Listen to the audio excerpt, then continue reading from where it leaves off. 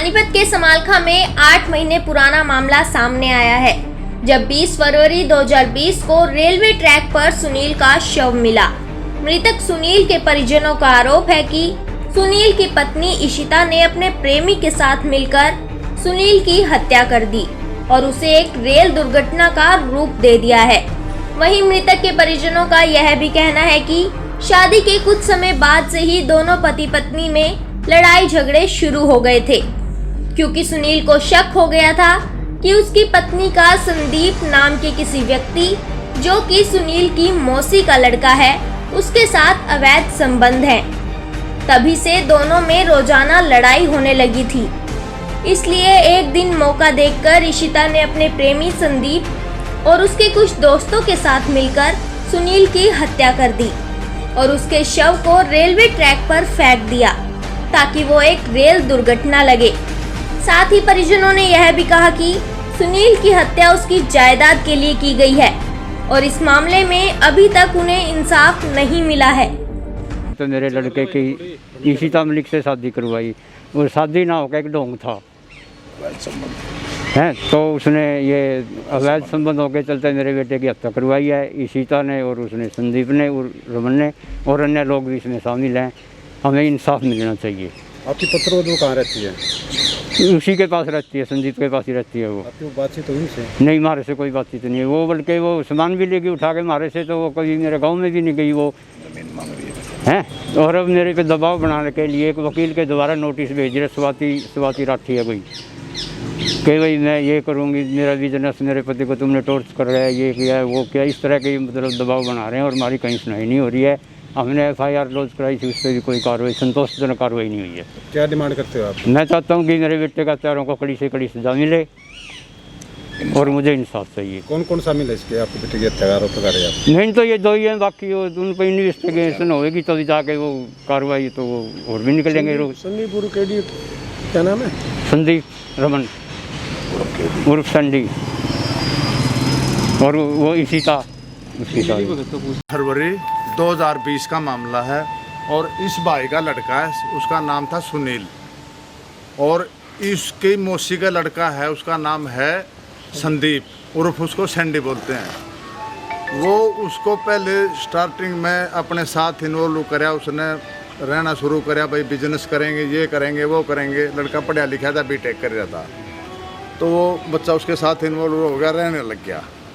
तो धीरे धीरे मतलब उसने उसको, उसकी शादी हो रही थी संदीप की, उसकी जो वाइफ है वो तो बाहर विदेश गई हुई है, और उसकी जो छोटी सिस्टर है, उसकी जो साली है, उसके साथ उस सुनील का रिश्ता करवाया उन्हें। उस रिश्ते में हम मौके वारदात पे थे, वो सारी फॉर्मेलिटियाँ थी, वहाँ न कोई आदमी था न कोई लेडीज थी, वो खुद संदीप, उसकी सासू और उसकी साली और 2-4 जने हम थे, बस ये था।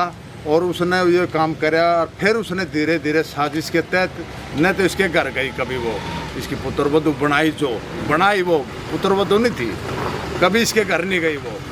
फिर उसके बावजूद उन्होंने इससे पैसे का लेन देन कर रखा था, 5-7 तोले सोना चढ़ा रखा था उस पर, क्योंकि उसने तो ऐसे ही लूट खसोट के माध्यम इस तरीके के लिए तो उसने मतलब ये षड्यंत्र रचा था उसकी शादी का।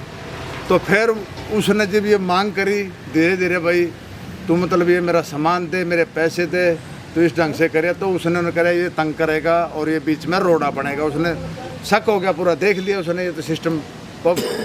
उन्होंने फिर मिलकर न बीच से हटाने के लिए सुनील को बीच से हटा दो भाई, और ये षड्यंत्र ऐसा रचा, और मतलब उसको कहीं और दाएं बाएं उसको चोट अच्छी मार के फिनिश करके फिर उसको रेलवे पे डाल दिया। और मतलब फिर इन्फॉर्मेशन दी, ऐसे जितनी बार भी उसने इन्फॉर्मेशन दी या बात करी, जितनी बार भी, हर बार स्टेटमेंट बदलता रहा। कभी स्कूटी पे गिरा, कभी रेल पे गिरा, कभी प्लेटफार्म पे, कभी घर का। तो उसके घर के भी मतलब पूछे हमने, भाई क्या बात तेरे घर आ, तो मतलब कैमरे लग रहे हैं, कैमरे में भी नहीं। बोला उस दिन मेरे कैमरा ख़राब था, पहले ख़राब नहीं था कैमरा, बाद में नहीं आया, उस दिन उस रात ख़राब था उसके घर का कैमरा भी। और उसके साथ और भी इन्वॉल्व हुआ है, मतलब इसमें काम में संदीप उर्फ सैंडी, और उसके साथ उसके और भी 2-4 दोस्त, एक वकील है उसके साथ हैं, वो उसके साथ मिलकर न और ये मतलब उन्होंने ये काम कर दिया और इस लड़के का मर्डर कर दिया। और अब हमने अपनी गुहार लगाई तो क्यों उसने तो अपना इसी तरीके से रेलवे से कॉन्टैक्ट दिखा दिया भाई रेलवे से एक्सीडेंट हुआ है ये, लेकिन ऐसा कुछ नहीं है भाई साहब, वो सब प्रोपेगेंडा है। हम पुलिस से मिले, हम पहले बार पुलिस से मिले, पुलिस बोली ठीक है भाई हम इन्वेस्टिगेशन करेंगे। पुलिस ने अपने तरीके से इन्वेस्टिगेशन की जैसे, हम उससे संतुष्ट नहीं हुए और ना आज तक हैं, क्योंकि इन्होंने तो हम मतलब रेलवे एक्सीडेंट बताया दिखाया। तो फिर हम मतलब डीएसपी के गए हैं, डीएसपी से फिर मतलब हमने गुहार लगाई, ये हम संतुष्ट नहीं। डीएसपी ने चौकी से फिर मतलब फ़ोन किया है और आज फिर हम मतलब यहाँ आए हैं और इनसे मिले हैं। इन्होंने हमारे को आश्वासन दिया है SHO साहब ने, IO साहब ने, आगे भाई हम मतलब अपने तरीके से करेंगे इन्वेस्टिगेशन।